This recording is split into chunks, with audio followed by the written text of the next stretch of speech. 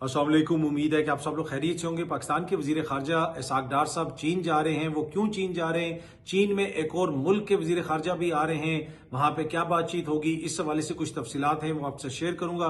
शाह महमूद कुरैशी साहब की एक इंतहाई इंपॉर्टेंट मुलाकात हुई है, क्या तफसीलात हैं वो भी आपसे शेयर करूंगा। अवाम के लिए खबर है कि अवाम के साथ हुकूमत क्या करने जा रही है, उस हवाले से भी डिटेल्स आपसे शेयर करूंगा। कुछ मजीद खबरें हैं, भारत के शायर ने पाकिस्तान के हवाले से क्या कहा वो तफसीलात भी हैं। कोशिश होगी कि सारी तफसीलात और इसके अलावा मजीद खबरें आपके साथ इस व्लॉग में शेयर की जाएं। सबसे पहले अवाम के लिए खबर। आपको पता है कि यहाँ पे अवाम के लिए खबर होती है और जो हमारी हुक्मरान शराफिया है उनके लिए खुशखबरी होती है। आपने पिछले दिनों देखा हमारे वज़रा की तनख्वाहें बढ़ गई, हमारे अराकीन पार्लियामेंट की तनख्वाहें बढ़ गई, हमारे जो सूबाई असम्बली के अराकीन हैं उनकी तनख्वाहों में इजाफा हो गया। आईएमएफ नहीं बोला, आईएमएफ ने कुछ भी नहीं कहा। अब खबर आ रही है आईएमएफ के हवाले से, ये सामने आप देख सकते हैं, एक्सप्रेस न्यूज इसको रिपोर्ट कर रहा है। हुकूमत की आईएमएफ को बिजली, गैस, पेट्रोल महंगा करने की यकीन दहानी, अवाम पर इजाफी बोझ डाला जाएगा। जी हाँ जी, आपकी हुकूमत ने, तजर्बाकारों की हुकूमत ने, जो एक्सप्रेस न्यूज रिपोर्ट कर रहा है, आईएमएफ को यकीन दहानी करवाई है कि जनाब इस अवाम के लिए हम बिजली भी महंगी कर देंगे, गैस भी महंगी कर देंगे, पेट्रोल भी महंगा कर देंगे, और साथ साथ उन्होंने ये भी कहा है कि जनाब यकीन दहानी करवाई कि इन सारी चीजों के अंदर जो है अवाम को किसी किस्म का कोई रिलीफ नहीं मिलेगा। जब अवाम को रिलीफ देने की बात आती है ये फौरन कह देते हैं कि जी आईएमएफ ने ये कह दिया, आईएमएफ ने वो कह दिया, बजट पास नहीं हो सकता, ये नहीं हो सकता, वो नहीं हो सकता, हम अवाम को रिलीफ नहीं दे सकते। लेकिन वुजरा की तनख्वाहों में ये इजाफा कर सकते हैं, एमएनएस की तनख्वाहों में ये इजाफा कर सकते हैं, दीगर जो हुक्मरान शराफिया है चाहे उसमें ब्यूरोक्रेसी हो उनकी तनख्वाहों में ये इजाफा कर सकते हैं। लेकिन आम अवाम के लिए कोई रिलीफ नहीं है। आम अवाम के हवाले से ये आईएमएफ को कह रहे हैं आप फिक्र ना करें जनाब, हम इनकी बिजली भी महंगी करेंगे, इनकी गैस भी महंगी करेंगे, पेट्रोल भी इनके लिए महंगी करेंगे, और यकीन दहानी उन्होंने करवा दी है जनाब के बिल्कुल अवाम के लिए ये सारी चीजें महंगी हो रही हैं। अगर मैं इस खबर की थोड़ी सी तफसील आपको पढ़ के सुनाऊं, वफाकी हुकूमत यानी तजर्बाकारों की हुकूमत, शहबाज शरीफ साहब की हुकूमत, आसिफ जरदारी साहब की हुकूमत ने आलमी मालियाती इदारे आईएमएफ को बड़ी यकीन दहानियां करवाई हैं, और उसके तहत पेट्रोलियम मसनूआत में मजीद लेवी, बिजली के बिलों में डिबेट सर्विस सरचार्ज लगाने और गैस की कीमत में इजाफे का फैसला कर लिया गया है, जिसके नतीजे में अवाम को मजीद माली बोझ उठाना पड़ेगा। एक्सप्रेस न्यूज के मुताबिक वफाकी हुकूमत ने नए माली साल के आगाज पर बिजली, गैस, पेट्रोल की कीमतें बढ़ाने का प्लान तैयार कर लिया है, जिसके तहत 1 जुलाई 2025 से बिजली के टैरिफ की सालाना जो जिसे आप बेसिंग कहते हैं वो की जाएगी। गैस टैरिफ में 1 जुलाई 2025 और 15 फरवरी 2026 को एडजस्टमेंट होगी, जिसके लिए हुकूमत ने नए बजट से पहले आलमी मालियाती इदारे आईएमएफ को बड़ी यकीन दहानियां करवा दी हैं। जनाब अवाम के लिए चीजें महंगी होंगी, आईएमएफ को यकीन दहानी करवा दी गई है, लेकिन कोई ऐसी यकीन दहानी आईएमएफ को नहीं करवाई गई कि जी हम हुक्मरानों की तनख्वाहों में इजाफा नहीं करेंगे या फिर हम उनका प्रोटोकॉल कम करेंगे, उनके ऊपर होने वाले खर्चे कम करेंगे, ऐसी कोई बात नहीं होती। अच्छा, एक और खबर में देख रहा था कि पंजाब में जो सियाहती मुकामात हैं, टूरिस्ट मुकामात हैं, वहां पे जो सियाह हजरात हैं उनके लिए एक मखसूस पुलिस बनाई जाएगी, टूरिस्ट पुलिस बनाई जाएगी, ये खबर सामने आ रही थी। उसके ऊपर फैसल अमीन साहब जो अली अमीन गंडापुर साहब के भाई हैं, उन्होंने जो खैबर पख्तूनख्वा में टूरिस्ट पुलिस है उसकी काफी सारी तस्वीर ट्विटर पे शेयर की हुई, और साथ उन्होंने लिखा हुआ है कि टिकटॉक वज़ीर आला पंजाब को एक बार फिर खैबर पख्तूनख्वा की नकल करते हुए देखकर अच्छा लगा। वो ये कह रहे हैं कि ये अगर पंजाब में ऐसी कोई पुलिस फोर्स बनाई जाएगी तो बुनियादी तौर पे वो खैबर पख्तूनख्वा की नकल की जाएगी। अल्हम्दुलिल्लाह खैबर पख्तूनख्वा में एक फाल टूरिज्म पुलिस बरसों से हमारे मोअज़्ज़िज़ मेहमानों की खिदमत कर रही है। उम्मीद है कि टिकटॉक सीएम की टूरिज्म पुलिस मेहमानों के साथ जो उसकी मौजूदा गुल्लू भट्ट पुलिस की तरह सलूक नहीं करेगी। उन्होंने मौजूदा पुलिस को गुल्लू भट्ट पुलिस कहा और कहा कि उम्मीद ये करते हैं कि जो टूरिज्म पुलिस होगी पंजाब की, उनका रवैया ऐसा नहीं होगा। तो जनाब ये tourism police I don't know कब पंजाब में बनेगी, लेकिन खैबर पख्तूनख्वा में तो काफी अरसे से बनी हुई है। वैसे पंजाब से एक और मुतालबा सामने आया है, अजमा बुखारी साहिबा ने कहा है कि वफाक अब एक पैसा भी खैबर पख्तूनख्वा को मत दे, क्योंकि वहां पे सब करप्शन हो रही है, सारा पैसा खाया जा रहा है, लूट के खाया जा रहा है, लिहाजा उनको मजीद फंड्स ना दिए जाएं। उनको पैसा देने का मतलब है कि पैसे को जाया किया जा रहा है। तो ये एक आपको कंपटीशन सा नजर आता है, तनकीद भी होती है पंजाब की तरफ से खैबर पख्तूनख्वा की हुकूमत पे, खैबर पख्तूनख्वा की हुकूमत की तरफ से पंजाब की हुकूमत पे, तो ये अक्सर आप इसको देखते रहते हैं और यकीनन आप लोग भी नोट करते होंगे। अच्छा, जो लोग जेलों में गए हुए थे उनके हवाले से एक वेबसाइट बनाने की बात की है मियां अबाद फारूक साहब ने, जिनको मिलिट्री अदालत से सजा हुई और अब वो सजा काट के रिहा हो चुके हैं, अपने घर आ चुके हैं और पॉलिटिकल एक्टिविटी भी उन्होंने शुरू कर दी है। उन्होंने एक तकरीब में कहा कि जितने भी लोग जो पाकिस्तान तहरीक इंसाफ की तरफ से जेलों में गए उनका डेटाबेस बनाने की बात की, एक वेबसाइट बनाने की बात की, और मेरे ख्याल में वो वेबसाइट इस तरह होगी कि जिसमें जितने भी लोगों ने जेलें काटी उनके नाम होंगे, उनकी डिटेल्स होंगी, उनकी तस्वीर होंगे, ताकि पता चले कि किसने क्या कुर्बानी दी जमात के लिए। तो ये एक बड़ा अच्छा आइडिया है जिसको बहुत सारे लोग पाकिस्तान तहरीक इंसाफ के अंदर सराह रहे हैं। अच्छा, ये सामने आप देख सकते हैं siyaset.pk इसको रिपोर्ट कर रहा है, और उस दिन भी मैंने ये वीडियो देखी थी। इस फैमिली की एक आदमी है और एक खातून है, इन्होंने एक वीडियो बनाई हुई है और उस वीडियो में वो ये कह रहे थे कि जनाब जो पंजाब की हुकूमत ने एक कोई बिल बोर्ड लगाया है और हुकूमत पंजाब का वो इश्तिहार है जिसपे मरीम बीबी की भी तस्वीर है, साथ इस ये जो खातून और ये जो मर्द हैं इनकी फैमिली की भी उस बिल बोर्ड के ऊपर तस्वीर लगी हुई है। और वो ये कह रहे थे कि ना हमसे इजाजत ली गई, ना हमें पता है, ना हम किसी कैंपेन का हिस्सा हैं, हमारी और बच्चों की तस्वीर वहां पे लगा दी गई। और इन्होंने ये भी कहा कि हमारा किसी सियासी जमात से ताल्लुक नहीं है, हम तो सोशल मीडिया पे काम करते हैं या जो भी उनका है वो हम करते हैं, हम ना किसी जमात के साथ हमारा कोई ताल्लुक नहीं है। लेकिन पंजाब हुकूमत ने हमारी जो है मर्जी के बगैर जो है हमारी तस्वीर यूज की हैं और इस सिलसिले में हमने अपनी जो उनकी जो कानूनी टीम है उनसे भी वो मुशावरत कर रहे हैं। तो ये सामने आप देख सकते हैं, अपनी छत अपना घर स्कीम के तहत लाहौर में लगाए गए बिल बोर्ड पर जिस फैमिली की तस्वीर इस्तेमाल की गई उस फैमिली ने वजाहत जारी कर दी, ये तस्वीर हमारी इजाजत के बगैर लगाई गई है, हमारा इस प्रोजेक्ट से किसी किस्म का कोई ताल्लुक या पाकिस्तान की किसी भी सियासी जमात से कोई ताल्लुक नहीं है। तो उन्होंने ये कहा कि जनाब ना इस प्रोजेक्ट से हमारा ताल्लुक है, ना किसी सियासी जमात से हमारा कोई ताल्लुक है। ये ना हो कि वो बेचारे ये भी कह रहे होंगे कि हमको इस तरह का पैगाम दें तो फौरन इल्जाम लगा कि जी फलानी सियासी जमात से इनका ताल्लुक है तो इनको उनको कोई पकड़ ना लिया जाए या कोई उन पर मुकदमा ना हो जाए या उनकी कोई ट्रोलिंग वगैरह ना शुरू हो जाए। पर एनीवे ये उनकी मर्जी के बगैर अपनी छत अपना घर जो प्रोग्राम है उसमें उनकी तस्वीर इस्तेमाल कर ली गई। अब ये कितना बड़ा ब्लंडर है कि हुकूमत की सतह पे अगर आप इस किस्म की कोई कैंपेन चला रहे हैं तो जिसकी तस्वीर इस्तेमाल कर रहे हैं कम से कम उससे इजाजत ही ले लें। ये बेसिक कॉपीराइट का इशू होता है, बेसिक कॉमन सेंस का इशू है।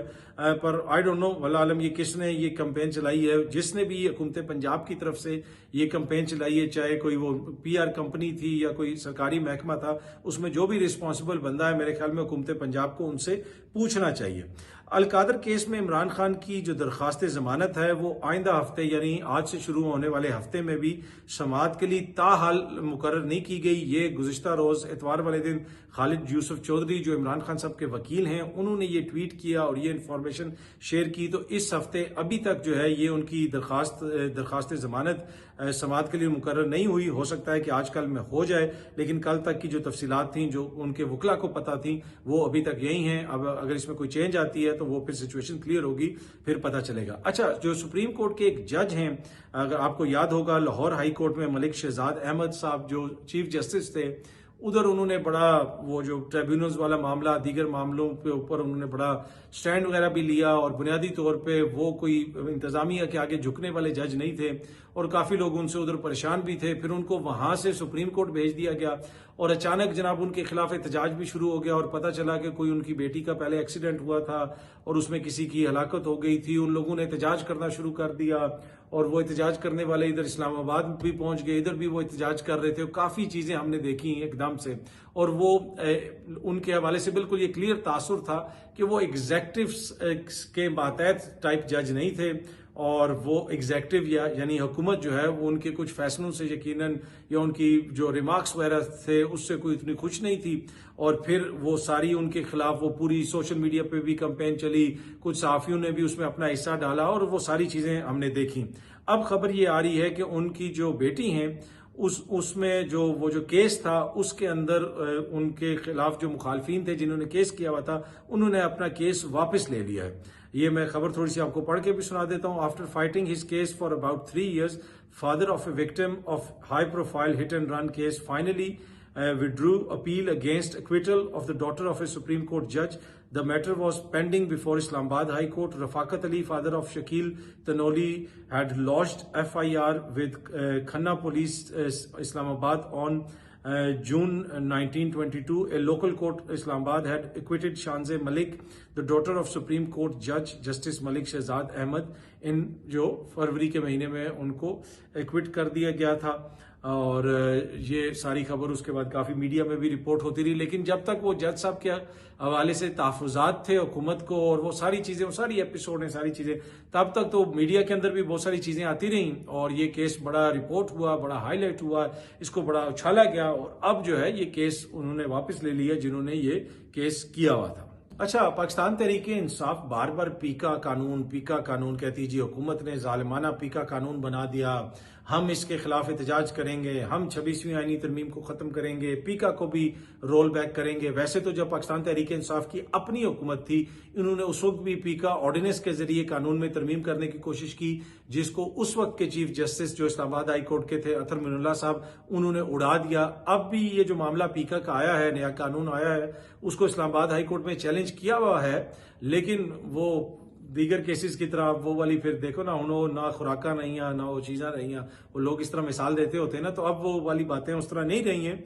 तो माजी में तो वो होता था कि अगर कोई ऐसी चीज़ हो, लोग बड़ा उसको सीरियसली लेते थे। आज़ादी राय का मसला है, आज़ादी सहाफ़त का मसला है, और माजी में हमने देखा कि बड़ी जल्दी से उस पीका ऑर्डिनेंस को उड़ा दिया गया। कुछ लोगों ने उस वक्त तनकीद की, कुछ लोगों ने तारीफ की, और आज सब लोग याद कर रहे हैं कि जनाब उस जमाने में ऐसा होता था और अब ये कानून आ गया, लेकिन मोअज़्ज़ज़ अदालत से कोई रिलीफ नहीं मिल रहा। इसी तरह हमने देखा एक्स मुल्क में बंद रहा, 1 साल से ज्यादा अरसा तक एक्स मुल्क के अंदर बंद रहा, और कहा गया कि जी नेशनल सिक्योरिटी का इशू है और कौमी सलामती खतरे में पड़ जाती है। लेकिन जो ही मुल्क के ऊपर भारत ने हमला किया, एक्स खोल दिया गया, लेकिन किसी अदालत के जरिए एक्स नहीं खुला। अदालत के अंदर वो बस वो इसी तरह मामला चलता रहा। जो लोगों के फंडामेंटल राइट्स होते हैं, उनकी गार्डियन अदालतें होती हैं दुनिया भर में, पर हालिया अरसे में जो कुछ केसेस हैं उनको देख के लगता ऐसे है कि कहीं ना कहीं थोड़ी बहुत लगता ये है कि कुछ लोग फिर जो मायूसी का इजहार करते हैं, उसमें कुछ पॉइंट्स वैलिड हैं कि उस तरीके से लोगों के फंडामेंटल राइट्स को जब प्रोटेक्ट करने की बात आती है, कुछ केसेस ऐसे हैं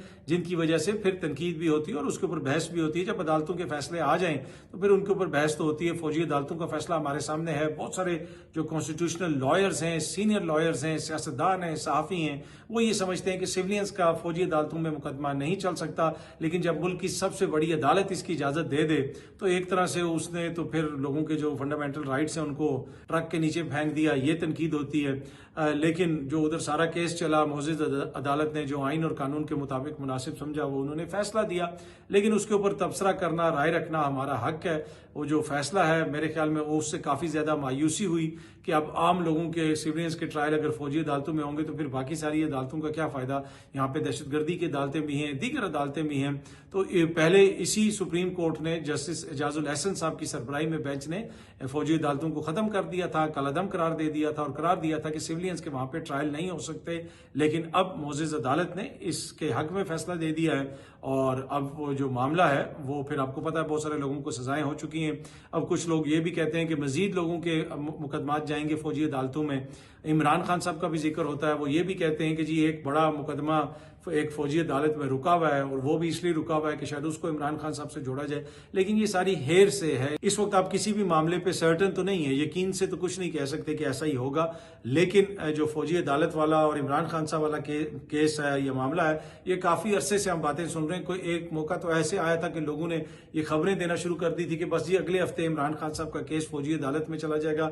और एक मौके पर इमरान खान साहब की लीगल टीम जो है वो अदालत पहुंच भी गई थी कि जनाब इमरान खान साहब का केस फौजी अदालत में जाने से रोका जाए। तो मुअज़्ज़ज़ अदालत ने कहा था कि जब कोई ऐसी चीज सामने आएगी तो फिर देख लेंगे, फिलहाल तो कोई ऐसी चीज नहीं है। लेकिन इतनी वो अफवाहें उड़ाई गई और इतनी दफा इस तरह की बात की गई कि उन्होंने भी समझा कि शायद खान साहब का केस फौजी अदालत में जा रहा है। मैंने आपसे उस वक्त भी अर्ज किया था कि मैं नहीं समझता कि निजाम के अंदर इतनी ज्यादा बोझ उठाने की सकत होगी कि इमरान खान साहब का जो मुकदमा किसी फौजी अदालत में मुझे चलता हुआ नजर नहीं आ रहा। जिस वक्त लोग 24-24 घंटे की डेडलाइंस दे रहे थे कि 24 घंटे बाद ये हो जाएगा वो हो जाएगा, उस वक्त भी मैं कह रहा था कि मुझे इमरान खान साहब का मुकदमा फौजी अदालत में चलता हुआ नजर नहीं आ रहा। और अब दोबारा भी मैं यही अर्ज कर रहा हूं कि मुझे इमरान खान साहब का मुकदमा फौजी अदालत में चलता हुआ नजर नहीं आ रहा।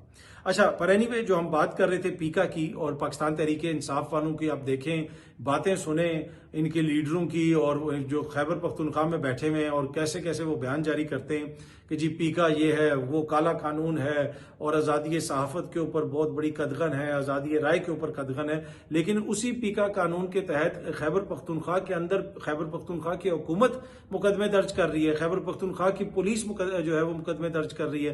पहले भी मुतअद्दिद मुकदमात दर्ज हो चुके हैं और अब ये सामने आप देख सकते हैं, गुज़िश्ता रोज भी ये खबर सामने है कि 2 PTI workers held in Swabi under पीका, कि 2 PTI के वर्कर्स को पीका कानून के तहत स्वाबी में गिरफ्तार कर लिया गया। ये खैबर पख्तूनख्वा में किसकी हुकूमत है? पाकिस्तान तहरीक इंसाफ की। तो बातें सुनो और हरकतें सुनो, मतलब बस हुकूमत एंजॉय करनी है। हाँ, इधर क्योंकि शहबाज शरीफ साहब की हुकूमत है, पीपल्स पार्टी की हुकूमत है, तो इधर इनके ऊपर तनकीद करनी है। पंजाब में मरियम बीबी की हुकूमत है, वहां पे पीका के तहत कोई गिरफ्तार हो जाए तो उसके ऊपर तनकीद करनी। भाई आपकी अपनी जो है हुकूमत के अंदर ये कुछ हो रहा है, तो फिर आप किस मुंह से पीका के ऊपर तनकीद करते हैं?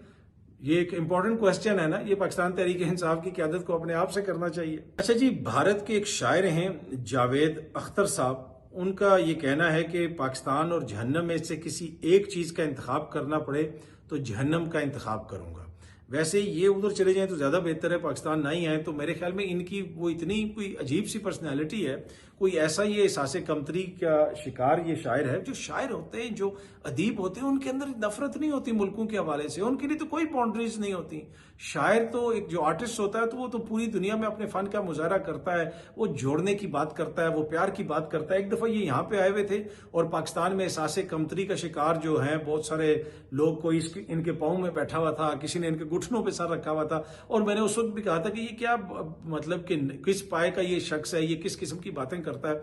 जब यहां से ये होके गए थे, उधर जाके अगेन इन्होंने जहर उगला था पाकिस्तान के खिलाफ और जाके कहा कि जी वो पाकिस्तान में, उन्होंने पूछा जी वहां पे बड़ी गुर्बत, उन्होंने कहा जी मुझे उस तरह गुर्बत तो नजर नहीं लगता, उन्होंने छुपाई भी थी। अब इंडिया में जो हालत है, जितनी हमारी आबादी है उससे ज्यादा लोग तो वहां पे बेचारे सड़कों पे सोते हैं, बेचारे भूखे सोते हैं, और ये कोई अच्छी बात नहीं है। ये हम सब के लिए नवा फिक्रिया होना चाहिए। इंसानियत, कहीं पे भी इंसानियत की तजलील हो रही हो, उसमें कोई खुशी की बात नहीं होती है, उसमें ये एक वरी का मुकाम होता है। हमें देखना चाहिए, इतनी भूख नंग है इस खित्ते के अंदर, हमने यहाँ पे चीजों को बेहतर करना है, इकोनॉमिकली लोगों की जिंदगियों को बेहतर करना है। पर एनीवे, ये शख्स जो है यहाँ पे आके इसको सारे प्रोटोकॉल दिए गए, और भारत से तो जो भी बंदा यहाँ पे आता है, इवन के कटर से कटर बंदा भी वहां से आ जाए, जो इंतहाई को इंतहा पसंद है, वो भी यहाँ पे जब लोगों की हॉस्पिटैलिटी देखता है वो हैरान रह जाता है।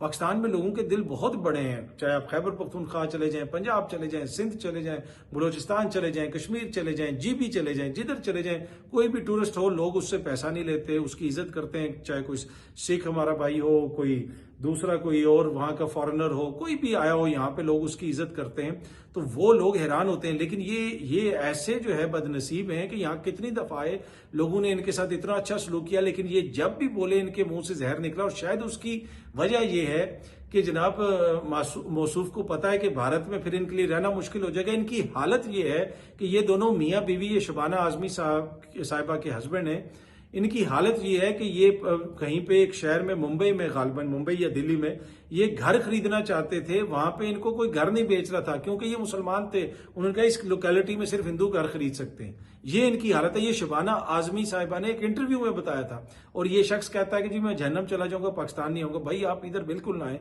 क्योंकि हम पाकिस्तान को जहन्नम नहीं बनाना चाहते।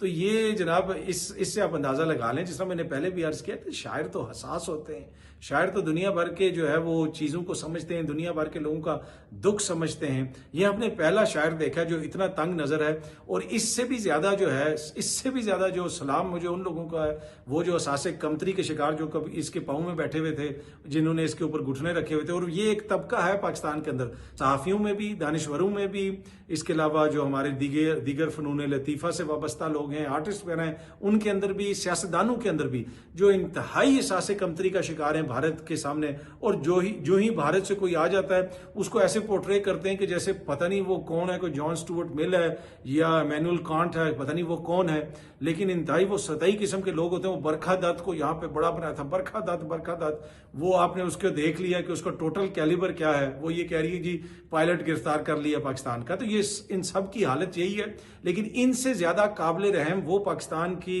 वो अशराफिया, जिसमें सियासी, सहाफती और आपके अदाकार और दीगर बहुत सारे लोग शामिल हैं जो इनसे भी ज्यादा एहसास कमतरी का शिकार हैं, जो इनको देख के जिनके मुंह ऐसे खुल जाते हैं और जनाब बाछें खुल जाती हैं और वो ये इनको देख के समझते हैं शायद कोई बहुत बड़ी चीज आ गई है, तो ज्यादा वो इनसे ज्यादा काबिल रहम है। पर एनीवे ये भी काबिल रहम है, इनको अल्लाह ताला हिदायत दे और इनके लिए जो है आसानियां पैदा करे। अच्छा, भारत में इस वक्त हालत ये है कि उन्होंने अपने शहरियों को गिरफ्तार करना शुरू किया है। ये जी गई थी पाकिस्तान, तो ये पाकिस्तान की जासूस है। एक वहां पे हैं कोई ट्रैवल व्लॉगर हैं ज्योति मल्होत्रा साहिबा, वो पाकिस्तान में भी आई, उनकी मैंने वीडियोस वगैरह भी देखी हैं, मुख्तलिफ लोगों ने लगाई हुई हैं कि वो पाकिस्तान में रेलवे पे सफर कर रही हैं, दीगर जगहों पे गई हैं। भारत में जो पाकिस्तान की एम्बेसी है वहां पे कोई फंक्शन था रमजान में, उसकी भी उन्होंने कोई वीडियो बनाई हुई। भाई जो जासूस होता है वो इस तरह वीडियो बनाता फिरता है और वो जाता है। और दूसरा ये क्या तंग नजरी है, यहाँ पे भारतीय एम्बेसी है, बहुत सारे लोग भारतीय एम्बेसी में जाते हैं, अमेरिकन एम्बेसी में जाते हैं, दीगर जगहों पे जाते हैं, लेकिन ये अजीब तंग नजरी है। ये पाकिस्तान की तरफ भी है, यहाँ पे भी आपने देखा होगा इस तरह की खबरें आ जाती हैं जी वो फलाने जासूस है, उसका उससे ताल्लुक है। या रऊफ हसन साहब के हवाले से कहा गया जी करण थापर से उसके ताल्लुकात हैं। करण थापर के ऊपर इस वक्त सबसे ज्यादा तनकीद भारत के अंदर हो रही है। तो ये इस तरह की इंतहाई सतही किस्म की और वो छोटे जहन वाली चीजें जो हैं हुकूमती सतह के ऊपर हमें दोनों तरफ से देखने को नजर आती हैं, मिलती हैं, लेकिन वहां पे तो आवे का ही आवा बिगड़ा हुआ है। इस वक्त जनाब ज्योति मल्होत्रा को भी गिरफ्तार कर लिया और उसके हवाले से कहा जा रहा है, ये खबर भी लगी हुई है कि शी वेंट, वो पहले पहलगाम गई थी जनवरी में। भाई वो ट्रैवल व्लॉगर है, वो तो जाएगी घूमे फिरेगी। और उसने ये भी कहा कि जी वो किसी के साथ जो है इन कॉन्टेक्ट थी पाकिस्तानी हाई कमीशन में किसी के साथ। तो भाई जो हाई कमीशन की लिस्ट पे लोग होते हैं, व्लॉगर्स होते हैं, फिर जाते रहते हैं, वो सारे कॉन्टेक्ट में होते हैं, उनको दावत दी जाती है, उनको बुलाया जाता है। दुनिया भर में जो पाकिस्तानी एम्बेसियां हैं वो लोगों को बुलाती हैं, इसी तरह से दुनिया भर में जो दीगर ममालिक की एम्बेसीज होती हैं वो लोगों को बुलाती हैं। लेकिन अब इनको और तो कुछ मिल नहीं रहा, वो जूते पड़े हैं जंग के अंदर। तो वो क्या कहते हैं, पता नहीं कोई इस तरह की कोई मिसाल है कि गिरा गधे से और गुस्सा कुम्हार पे, तो वो उस किस्म की है। भाई मार उधर पड़ी है लेकिन गुस्सा जनाब वो अब अपने लोगों पे निकाल रहे हैं और मुख्तलिफ लोगों के ऊपर उधर काफी सारी इस तरह की गिरफ्तारियां हुई और वहां का मीडिया भी इसको रिपोर्ट कर रहा है। अच्छा जी, शाह महमूद कुरैशी साहब की एक बड़ी इंपॉर्टेंट मुलाकात हुई है। उनकी मुलाकात हुई है परवेज इलाही साहब से। ये कुछ दिन पहले तक बिल्कुल सोच भी नहीं सकते थे कि जी ऐसी कोई मुलाकात हो सकती है, क्योंकि शाह साहब जेल में थे। अब शाह साहब को दिल की तकलीफ हुई, उनको पंजाब कार्डियोलॉजी का जो हॉस्पिटल वगैरह है उसमें शिफ्ट कर दिया गया है और वहां पे शाह साहब को देखने के लिए परवेज इलाही साहब आए और उनके साथ सलमान अकरम राजा साहब भी थे, मेहरबानो कुरैशी साहिबा भी थी। वहां पे परवेज इलाही साहब ने उनकी तीमारदारी की, उनसे कुछ देर बात की और कुछ छोटी मोटी सियासी बातें भी डिस्कस हुई, बहुत ज्यादा तो नहीं, लेकिन ये एक बड़ी इंपॉर्टेंट मुलाकात थी। परवेज इलाही साहब का वहां पे जाना, परवेज इलाही साहब ने खुद काफी अर्सा जेल काटी है, उनकी भी एज भी ज्यादा है, तबीयत भी ठीक उस तरह नहीं रही है थी जब वो जेल के अंदर थे, गिरे भी, उनकी पसलियां भी टूटी, तो काफी कुछ उनको भी बर्दाश्त करना पड़ा, उनकी फैमिली को बर्दाश्त करना पड़ा। मोनस के पीछे अभी भी इंतजामिया पड़ी हुई है। कहा जाता है कि जी फौरन मोनस साहब को हमारे हवाले किया जाए और बहुत सारे उनके ऊपर मुकदमात हैं, लेकिन मोनस साहब जो है वो वक्त में निकल गए पाकिस्तान से, तो इस वजह से बच गए।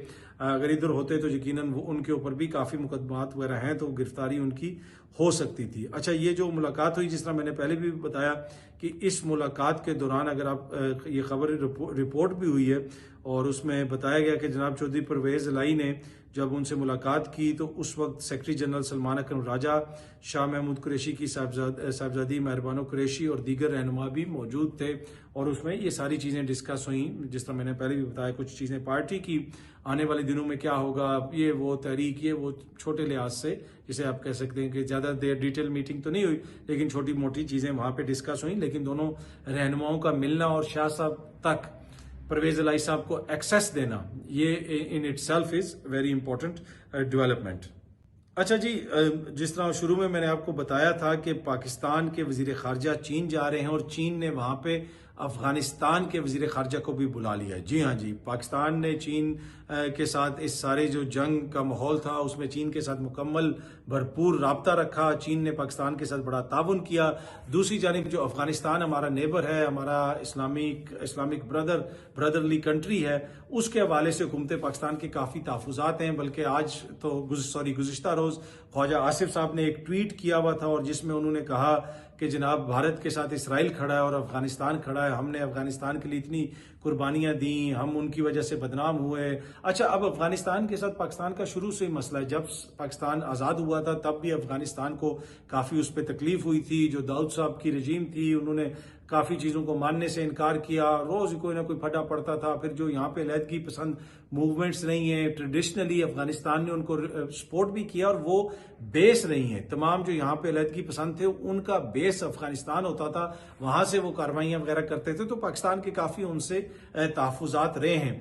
लेकिन इस वक्त जिनकी हुकूमत है ये तो पाकिस्तान के ब्लू आइड लोग थे और दुनिया भर में पाकिस्तान के ऊपर इल्ज़ाम लगता था कि आपने इनको रखा हुआ है। कोयटा शूरा की बात होती थी, जिधर भी पाकिस्तान के बारे में कोई बात होती थी आलमी सतह पे तो कहा जाता था कि ये पाकिस्तानी बड़े बुरे हैं क्योंकि जी इन्होंने तालिबान की लीडरशिप को वहां पे रखा हुआ है, ये है वो है, इनके साथ इनके बड़े ताल्लुकात हैं। जब यहाँ पे नेटो थी तो उस वक्त तालिबान लीडरशिप सारी छुपी हुई थी, पाकिस्तान का उसमें क्या किरदार था, वो किधर रहे, वो पूरी दुनिया के अंदर वो चीजें रिपोर्ट हुई हैं। लेकिन अचानक जब ये लोग इक्तदार में आए और जब से हमारी यहाँ पे नई हुकूमत आई, फिर इनके और पाकिस्तान के ताल्लुकात खराब हो गए।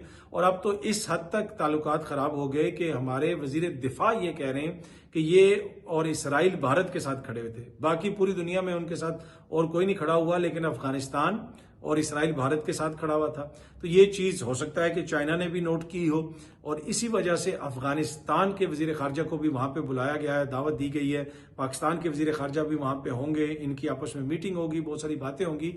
वो लोग जिनके हवाले से कहा जाता था कि इनको पाकिस्तान ने काबुल में हुकूमत में बैठाया है, पाकिस्तान इनको हमेशा सपोर्ट करता है, जो पाकिस्तान के दरीना दोस्त थे, आज सिचुएशन ये है कि चीन उनके साथ हमारी कोई बातचीत करवाएगा। ये तो वो लोग थे कि जिनके साथ हमारी इस हद तक दोस्ती थी कि जब काबुल में रजीम चेंज हो रही थी, अशरफ गनी साहब की हुकूमत भाग रही थी, तो हमारे DGISI उस वक्त के वहां पे चाय पी रहे थे, जनरल फैज हमीद साहब, और हमारे सफीर भी वहां पे मौजूद थे। और फैज हमीद साहब ने कहा था don't worry, everything will be alright, everything will be okay. उन्होंने एक चैनल 4 की रिपोर्टर को ये कहा भी था। तो जिनसे हमारे इतने ताल्लुकात थे कि जब दुनिया वहां से भाग रही थी तो हम लोग वहां पे जा रहे थे। अब अचानक ऐसा क्या हुआ कि हमारे उनसे ताल्लुकात इस हद तक खराब हो गए कि चीन को उसमें अपना किरदार अदा करना पड़ेगा। एनीवे, दो तरफा ताल्लुकात हमारे उनके साथ अभी भी हैं, लेकिन जो जो वजीर दिफा ने कल ट्वीट की थी, ये सामने आप दोबारा देख सकते हैं, और जिसमें उन्होंने बरमला इस चीज का इजहार किया कि इसराइल और अफगानिस्तान जो है भारत के साथ खड़े हुए थे। तो ये एक यकीनन थोड़ा सा लम्हा फिक्रिया तो है, हमें सोचने की जरूरत है कि क्यों चीजें इस नहज पे पहुंची। यकीनन हुकूमत सोच रही होगी और चीन ने भी इस चीज को नोट किया है और इसी वजह से अफगानिस्तान के वजीर खारजा को भी वहां पे बुलाया गया है। जरा यही बता रहे हैं कि वहां पे काफी सारी चीजें इस हवाले से डिस्कस होंगी। बहुत जल्दी आप सब दोस्तों से दोबारा मुलाकात होगी। Thank you very much.